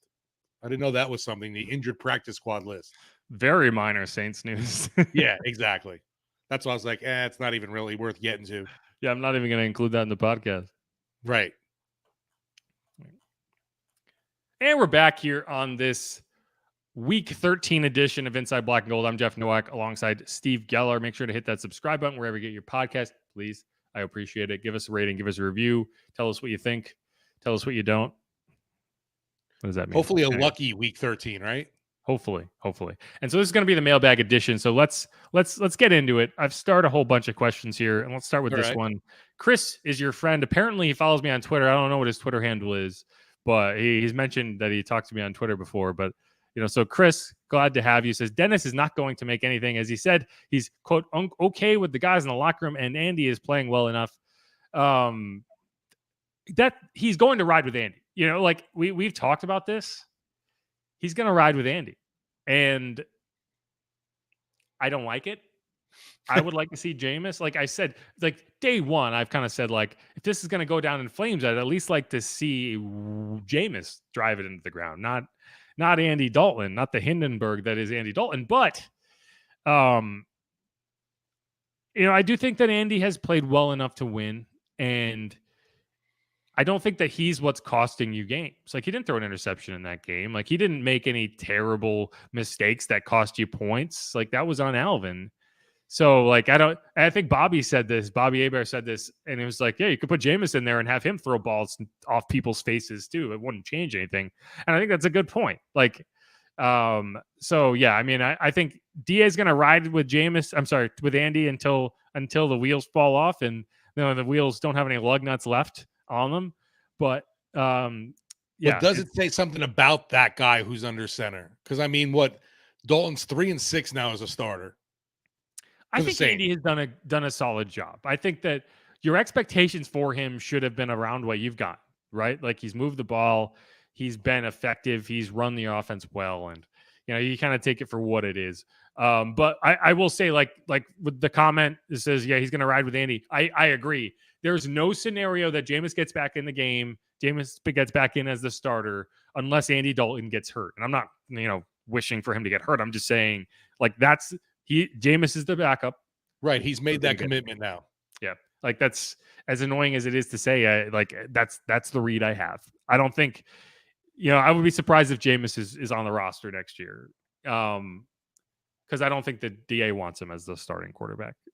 I don't think he wants to answer the questions anymore. So Andy Dalton, it's Andy Dalton or bust. So just get on board or Jameis Winston, come on down to Indianapolis. Yeah, no, I'd like to see Jameis get a chance, and I wish that chance could have come in New Orleans, but it's clearly not gonna. No, I agree. I fully don't expect him or Andy Dalton, honestly, to be on the roster this year, no matter whatever happens with this. Going forward with this team, I just think they need a new overhaul. Obviously, some young quarterback or someone experienced enough to lead the team, and then you're going to need. If you do get a young quarterback, you're going to have a veteran there, but I don't think it's going to be Andy Dalton, though. Someone's going to have to play. You still got Taysom. You still always have Taysom. Taysom's never going in. Taysom is the infinity stone of the Saints. He's never going to leave. Unless Sean Payton happens to trade for him wherever he goes. I don't know. I would like to see, like, I don't think Taysom's going to be a successful starting quarterback in the NFL, but I would like to see him get a chance, right? Like, the guy just wins games. And Hey, he was 7-2 as a Saints starter. Just saying. exactly. And like that number is a little skewed by the I know. reality of what happened. But no, I'd like to see. I'd like to see I really like Taysom. Like, that's the thing. Like, I don't want to see Taysom as the starting quarterback of the Saints. I don't think that he's going to be better than Andy Dalton or Jameis. But like, I really do like Taysom. I appreciate how selfless he has been for this team. For And sure. if you're a Saints fan, you should feel that way, because he has, basically said, you know what, fine, I'm not going to be the starter, and I'm just going to do anything you ask of me. And you have to give him credit for that. Like, he has been a team player as much as you can be. Like, you like, be honest with yourself and understand how frustrating that must be for a guy who very much wants to be a starting quarterback in the NFL, and instead he's been relegated to this like gadget whatever. And he hasn't complained, never complained once. He just does his job. How do you not like that guy? Yeah, and Taysom expecting baby number 2. Congratulations to the Hill family. It was a little awkward. I don't know if you remember, like week 2 or 3, when he explained how he was told about his role for this year, and it definitely didn't seem to go as smoothly as maybe expected. It sounded very much like he found out through the media that he was not going to be a starting quarterback, or that he wasn't going to be a quarterback on this team anymore. Right, not And even being considered for quarterback. yeah, and it also later it sounded like Jameis found out very similarly that he was going to be benched, or overtaken in the depth chart by Andy Dalton. And like, though, like, people like to complain about Dennis Allen and all the things and decisions and everything that like is probably not his fault, but it's like easy to just heap blame on the head coach, and I understand it. Those are the things that make me upset as someone who very much appreciates that these are humans and people. And it's like, you should at least give them the courtesy of a phone call before you go on a conference call or an interview and say, oh, by the way, this guy's losing his job. And so like, that's what bugs me. I think that Dennis has not handled injuries well, and I think he has not handled communication well, both to the media and within the locker room. And that's it. And those are both very good examples of that. That's actually one thing that Sean Payton said way back about the Saints ever being on Hard Knocks. And he's like, it's not going to happen. You're never going to see me cut a guy on camera. Yeah. No, well, right. And it's like, these are people. And that's what drives me nuts about going on Twitter and seeing people just trashing players and, getting real personal with it. And it's like, these are guys, they say get hurt. They're not happy about it. Right. They want to play. They get cut, they lose their jobs, and it's like, these are emotional things. And I think the idea that they make a ton of money so they don't have feelings and they don't care, it's like, that's ridiculous, guys. Like stop. Well, it's like, oh, he's not playing, he still gets to go home to his $1 million house. Well, it's true. It's true. Like, I'm not disagreeing with that take, but like, it's the idea that these are like pieces on a chessboard, and like there's nothing into it other than how they played and why they played that way. Anyway, that's where I am. Keeping it real, Who Dat Saints. Keeping it real, Who Dat Sports podcast. I was actually on there 2 weeks ago. They're really good. Go check it out. It says that game Sunday reminded me of the horrible 80s and 70s teams.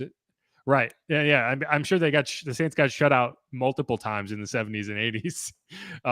And it did feel that way. Like, the offense, it felt like they could have played that game for 8 quarters and they would have never gotten in the end zone. They might have been able to kick field goals, but they would have never gotten the end zone. And you have to give the 49ers credit. They played really well on the defensive side of the ball. But yeah, it did feel that way. Yeah, that Niners defense we knew was going to be tough. But again, too, like we talked about before, things just don't go the Saints' way, and you have balls hitting guys in face masks or dropping into their hands after a fumble and not being able to haul it in is just the way the things have crumbled this season for the Saints. Yeah, Chris is your friend. One, again, defense played well enough to keep us in that game. I know Cam and Ty are mad at the offense right now. I assume that means Tyrann Mathieu. Yeah, it's got to be frustrating to go out there repeatedly. Like the 49ers only kicked a field goal in the second half. Like they didn't move the ball. If the Saints got in the end zone one time, that would have built like a completely different game. And they couldn't do it. And yeah, it's got to be frustrating for the defense because I thought that was one of the defenses, like probably second. I thought that was probably the second best game of the year, behind the week 2 against the Bucs. Yeah, considering the weapons that Niners team has, they did Exactly. they did a great job. Yeah, like you didn't get like Deebo Samuel, Brandon Ayuk, George Kittle, Christian McCaffrey, Eli No one Mitchell. scored. Right. None of those guys broke the game. Like none of those guys like wrecked the game on you. And and that's all you can ask your defense to do. And 3 of those points were gifted from Alvin Kamara. So yeah, I mean, I think they held up about as well as you could. And then the one touchdown came on that kind of freak tip drill. So yeah, they still didn't force any turnovers, and not getting takeaways is my biggest gripe about this defense, because once you get to week 12, it stops being a luck thing. Right? Yeah, I mean, we keep hearing, oh, they come in bunches. Well, yeah, well, I've been waiting. TikTok, right? Oh God, I've seen more takeaways on TikTok. The one was Matthews' last interception. I know he had one in London, and then after that was. Do you recall the other one? Was it against the Raiders? I think it was. I think it was a tip ball. I think Pete Warner tipped the ball, and Tyron got it against. And then the he Raiders. also had a chance for a pick 6 in that game, but dropped it. But yeah, they've had chances. There was a play in this game that I'm amazed it didn't end up in an interception. Let's see if I have it. Hold on. I don't. I thought it did.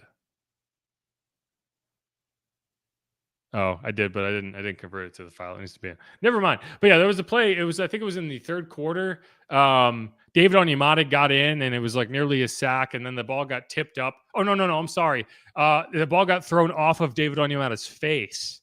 Like Jimmy Garoppolo was like in the grasp, and he threw it off of David Onyemata's face. It was almost like the longest yard thing where he throws it off the guy's nuts, but instead he threw it off his face. And it actually, I think in the longest yard in the Adam Sandler one, he did throw it off the guy's head first, or the helmet of a player. I don't know. Moving on. But he threw it right off his helmet and just popped straight up in the air, and everyone went for it. But then the 49ers player knocked it down. And it's like, can we catch a break here? Can we catch a break? Anyway. Nope. Not a single break will happen to this team this year.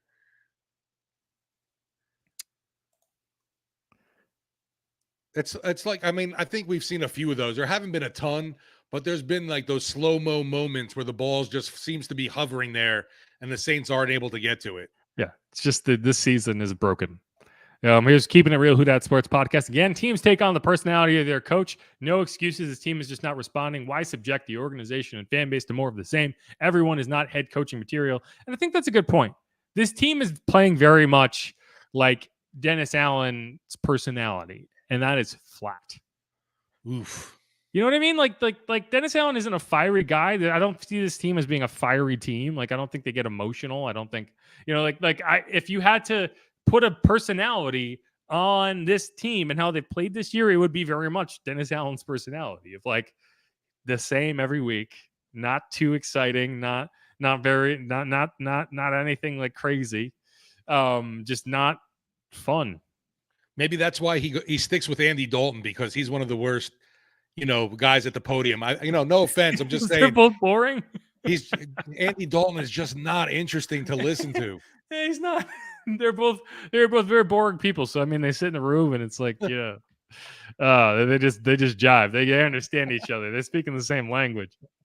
Oh man, this is Chris saying nice things. He says whenever he misses our show, he always goes back on YouTube and listens to us talk football. I appreciate that a lot. I really do. Definitely. AK is an employee. You screw up, there needs to be consequences. Yeah. So I did think it was interesting. What, bench him? What does that mean? Well, so the second drive of that game, he didn't get on the field. Right. I know. I mean, but I'm wondering, like, what do you mean by there needs to be consequences there? Right. For Kamara? Like, you gonna fine him? You know, like I don't think there's been any basis for that in NFL history of a guy fumbling and you take his money. And so like you want him on the field. Like that's the problem. Like if he's Mark Ingram, maybe you do bench him. Maybe you do go to somebody else and you bring up David Johnson and you say, okay, you know, it's your job now. But like Alvin Kamara is a bona fide NFL superstar and you need him. And that's where it gets kind of frustrating because when Right. they're not playing well, it's like, what do? You know, you're not going to be a better team if you don't keep Alvin on the field. So, Yeah, to me, the consequences honestly need to come for not speaking to the media, but that's just me being, a well, he media could member. get fined for that. I think if anyone ever got the urge to make a complaint to the NFLPA, like I'm sure somebody will because now Kamara has flat out come out and said that I'm not speaking due to my lawyer's advice, and I'm also not speaking on football matters. So that's out there. I'm just saying. Yeah. No, and like you all remember, like I'm just here so I won't get fined. You know, the whole Marshawn Lynch thing. Like it's a rule. Like we're not just complaining. Like the players are required in their contracts to make themselves available for media to talk to them, and so declining to do that is a finable offense. So I wouldn't be surprised if this continues over the rest of the season if he does get fined, but it would require someone to file a complaint with the NFLPA, and I don't know. Like I wouldn't even know the mechanics of doing that. Someone might. I bet we could find someone, but hopefully he just decides to talk. Like I said, with that out there now of him putting that out through the Saints, media spokesperson, he's definitely lined himself up for a fine from the league. Yeah, I wouldn't be surprised if that comes down in the next couple of weeks. Eric Howard, do y'all even talk to Jameis anymore? He does have a C on his jersey. Is he still a captain on this team? That is the weird thing. He is a captain on this team, and he did speak to the media. I think it was last week, maybe a week before. And he was open. You know, he told us like it pains him, hurts his soul, right? It hurts his soul to not be in the game. And I thought he had a really good interview. He talked about how he, it's like he talked to the coaches before the game in London, and they said you will not lose your job because you're hurt. But he sure feels like that's what happened, and I don't blame him, because he did. Yeah, and going back to the whole, sorry Andy Dalton, but Jameis Winston, and definitely a lot more interesting of a person to talk to, more animated, more just more interesting things to say. You don't feel like you're just getting, typical player rhetoric out of him. Yeah, I do kind of wish that we could still talk to Jameis every week. Like we still can. Like we can go up to the locker room, but I wish that he was made available every week so that we could go talk to him, because it is kind of weird. It's like we can go have conversations with him, but he can't have it's different. There's differing things where you want to go and just ask him like straight up football questions, and it's like you're only gonna so you can go up and have a conversation, but it's like I'm not gonna have a full interview with a guy when he's changing in the locker room. Like there are very few instances where that's appropriate, but no, I do miss talking to Jameis because he had some of the most fun interviews, whether he was the starting quarterback or not. Yeah, totally agree. It's like, on your entertainment level, Jameis is definitely up there for talking to. Yeah. Eric Howard and 992 RAS talking about Tulane. Yeah. Congratulations to Tulane. Good for them. They beat Cincinnati. They won. They're I don't think they won anything, but they're in the AAC championship for the first time in their history. That's very cool. Not the greatest division, not the greatest conference in the world, but it's still exciting. Right. UCF won it, and they decided they were the national champions. So maybe Tulane can do the same thing. And good news for the Wave. Apparently, Willie Fritz is sticking around in town. He's not heading to Georgia Tech. He pulled a Lane Kiffin. It got reported that he was leaving, and he was like, I want to make you wrong so much that I will turn down this job. It's pretty amusing, right? I saw Lane just got an extension. Yeah. He's going to take the Auburn job next year. There's Paul E. Fields. Don't waste your money. It's talking about me going to Atlanta. Says, don't waste your money, brother, on the trip. Just watch it on TV. LSU is not going to beat Georgia and Atlanta. Guess what? I'm not paying for it. That's the great thing about working in sports media. They pay for you to go. So I agree. LSU's going to get manhandled. And the funny thing is, if I didn't, I booked the trip and I booked the hotel and the flight prior to them losing to Texas A&M, because I figured, well, once they play Texas A&M and win, those flights are going to go through the roof. And so I was like, I'm going to be smart. I'm going to get it ahead of time. And so now they lost to Texas A&M. That takes a lot of the air out of the balloon. But it's still like LSU winning the SEC championship in year one of the Brian Kelly era. That's still massive. So it's still worth going to cover. But it does make it a lot less enjoyable because like odds are they're going to get blown out. And it's just No, the whole feeling around Brian at the end of the month. the feeling around Brian Kelly when he first arrived was not good, and obviously after that Florida State loss, it got worse. There was a point where Brian Kelly was getting more criticism than Dennis Allen because the Saints won week one. It seems like eons ago. The Saints, the Saints won in Atlanta, and then it was like, oh, okay, and Brian Kelly lost in the Superdome. That's when Michael Thomas was still catching touchdowns too. Yeah, that's when everything felt sunny and good. It's always sunny in New Orleans. Sunny until the Saints start playing.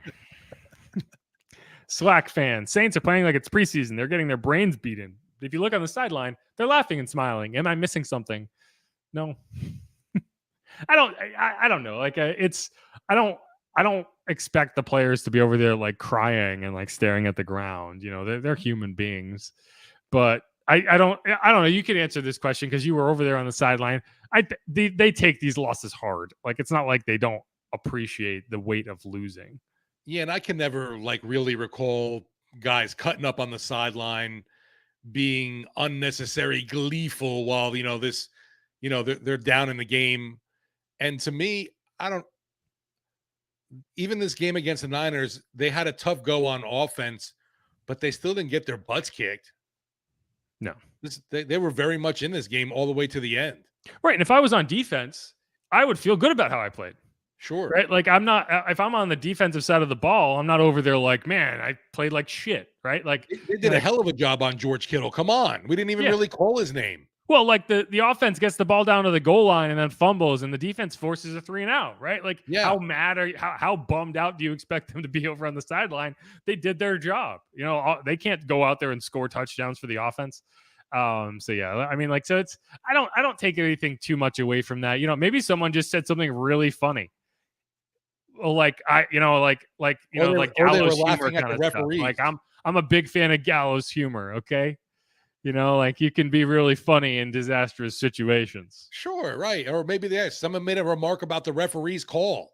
Yeah, right. Like, get off your knees, ref.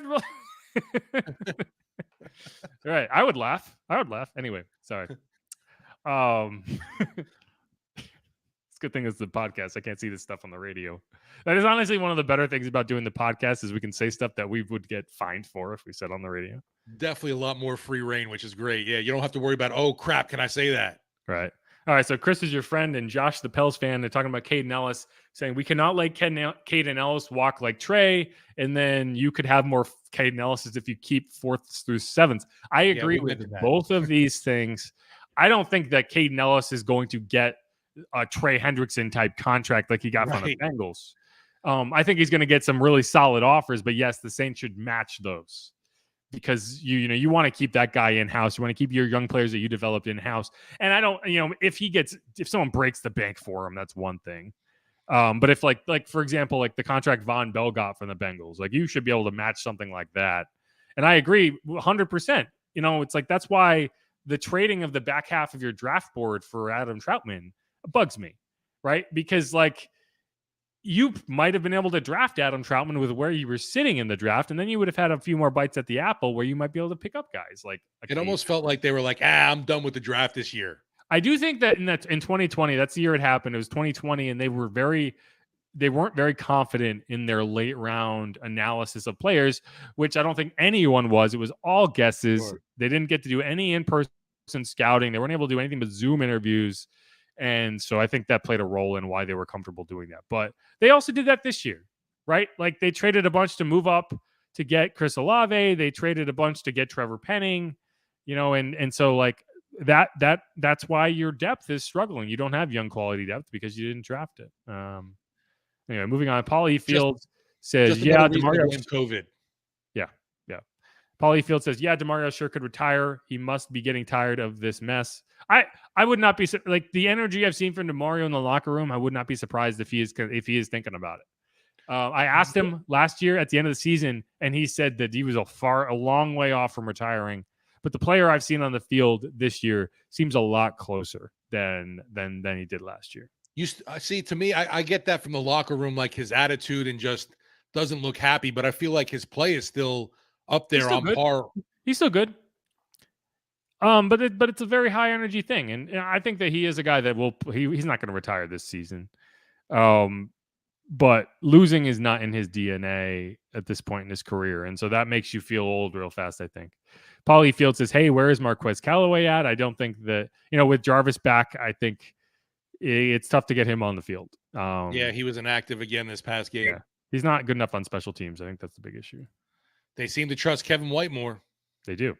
992 RAS. Roach call was BS because Jimmy was out of the pocket. That is true. I agree with that. The funny thing is, Jimmy, after the game, called out that hit as a dirty hit. Oh, really? I didn't see that. Yes, he did. And it's like, I don't think Malcolm was doing anything dirty. He was just going in, and like the comment says, he was out of the pocket, and you don't have the same low quarterback protections outside of the pocket as you do inside the pocket. So that shouldn't have been a roughing the passer. Whether it was a dirty hit or whatever, it shouldn't have been flagged.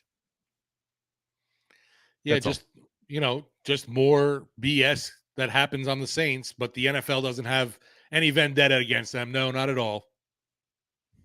Swag fan, how is it? As terrible as we are still in playoff contention. I guess they're following the New York Giants blueprint a few years back when they won the Super Bowl, but it won't work for us. I appreciate this comment because the Giants won both of their Super Bowls as being terrible all season and then just showing up at the end of the year, right? Like, this is very similar to those teams, those Giants teams that just could not get it figured out and then just got on a roll at the end of the season. And so if you want to be optimistic and you want to think maybe this team has a chance, maybe Andy Dalton is the second coming of the Eli Manning. I was going to say, can you really compare Eli to Dalton, though? It's a little tough. Well, yeah. But Eli was never really good. Eli just won big games. That's where I would differ him from Andy Dalton. Is sure, right? Where I think Andy Dalton, just from a overall quarterback perspective, was probably a better quarterback in terms of what he can do and just his consistency. But Eli always showed up in big games. And Andy has done the opposite. Andy and Kirk Cousins are in the same mold. Yeah, see, that's a point where that's why I'm interested to see what this team could do with Jameis back. I'm just so curious, just because I don't know. We've seen peak Andy and what he can do, I feel like, and I still don't think we've seen the heights of Jameis Winston in this offense, honestly. I agree. VB Saints Pels lady, I think we incorrectly said that Byron Leftwich was the head coach of the Bucs. He's the offensive coordinator. Todd Bowles is the head coach of the Bucs. Right. Yeah, I guess we did say Leftwich. Yeah, I think we said Leftwich earlier. Sorry. That I know, like, Leftwich was in consideration and he's been in consideration for head coaching jobs. I just mixed the two up in my head. I apologize for that. It is Todd Bowles. But like what we were talking about is, this is a team that could fracture based on, it's a first-year head coach and they're struggling and you have an actual franchise quarterback. And so, yeah, like that's a question I think that exists. Jalen Hurts has not lost to the Saints yet. That is true. Fact. All right, let's do one more question, and then we'll have to cut this off. Good, I'm We've been on hungry. here for 145 minutes. That's not true. An hour and 45 minutes.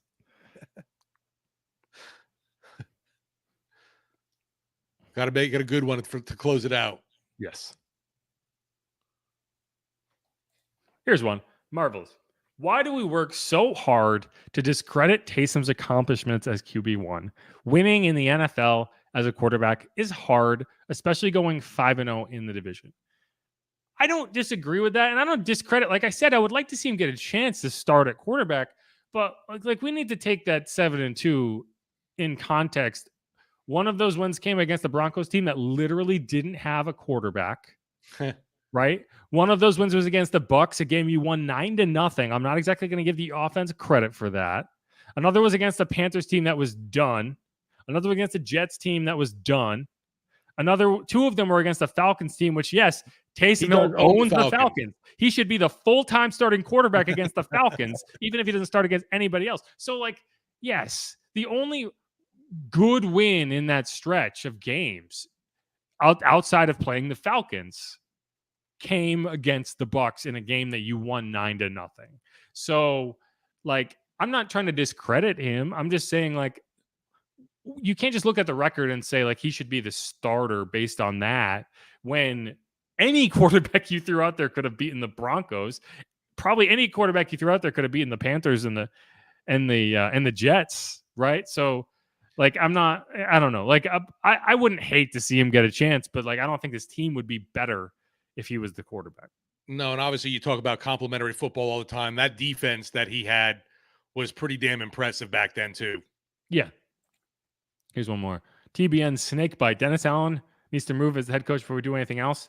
And that's not even one. AG. Dennis Allen makes Jim Haslett look like Vince Lombardi. Wow, we went there. Going full Haslett. Full Haslett. One more. Who had a worse record, Haslett or Ditka? Oh, I don't know. You're putting me in a bind here. Probably had to have been Ditka, I think. But anyway, let's see. I mean, I understand. I understand all the grief that Dennis Allen is getting, and I hate to tell folks though, it's the change ain't coming. It's not coming this year, and I doubt it's going to be coming for next year either. So, since you asked, Jim Haslett as the Saints head coach. Yes. 45-51. His best year was 10-6. That was his first year. And then he had one other winning season. Yeah, he went to the playoffs. Yes. He had got to the playoffs once. They lost in the divisional round to the Minnesota Vikings. Mike Ditka. As the Saints head coach, he was 15-33. 6-10, 6-10, 3-13. That's more along the lines of Dennis, yeah. That's rough. As someone who didn't grow up here, I didn't even realize that Mike Ditka was the head coach of the Saints. That's how bad it was. Like, that's how irrelevant the Saints were at that point. Like, I was an NFL fan at that point, but at no point was I forced to, like, be aware of who the Saints head coach was. Well, it was just a huge deal too. Obviously, the trade for Ricky Williams, and then the photo on, I think it was Sports Illustrated with the wedding dress, right? Yeah, that was a weird time. Weird time. Set the franchise back years. Marvelous. Jameis has been blown out by the Panthers twice. This is true. I cannot contend with this. But Jameis isn't the quarterback either. And I think that if you look at the team that the Saints played in week 2, which was, I believe, 1-0 at that point. I think they started that season 3-0. It was a very different team from what they played in week 15 or week 16 or whatever it was. But no, I understand what you're saying. I get it. But Jameis was also, he was a hurting man this year. Yeah, in that game. Yeah, he had like a broken back and a broken foot, and yeah. No, I understand. They moved on from Taysom Hill as the quarterback. And so it's like, I'm not trying to discredit him. I'm just trying to explain why they did that. You said they moved on from Taysom. Yeah, and Jameis. But why we're trying to discredit Taysom Hill, and that's not what I'm trying to do. I'm just trying to explain why they did what they did, and I think that it was not an unreasonable thing. Yeah, to not even have him in the QB competition in camp was definitely a smack in the face. I think they were just being like they weren't gonna. I appreciate they didn't just lead him on, right? Like pretend that he had a chance, even though they knew he didn't. If you weren't going to give him a chance to be the starting quarterback, at least don't pretend that he has a chance to be the starting quarterback, right? Like, so in that sense, I think that they did him a service by allowing for the offseason to occur without, that annoying question being asked every week. Yeah, and to me, I mean, I was really appreciating. I mean, it was the Rams defense as well, and they were a hurting squad.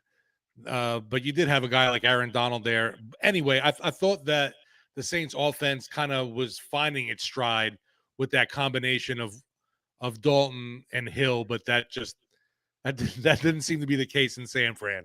Yeah, you can't do it every week like that. It's not gonna, it's one of those things you got to catch people with off guard, I think, and it just didn't work in San Fran. I mean, like, it Taysom was the guy who threw that ball to Chris Olave, right? Yeah.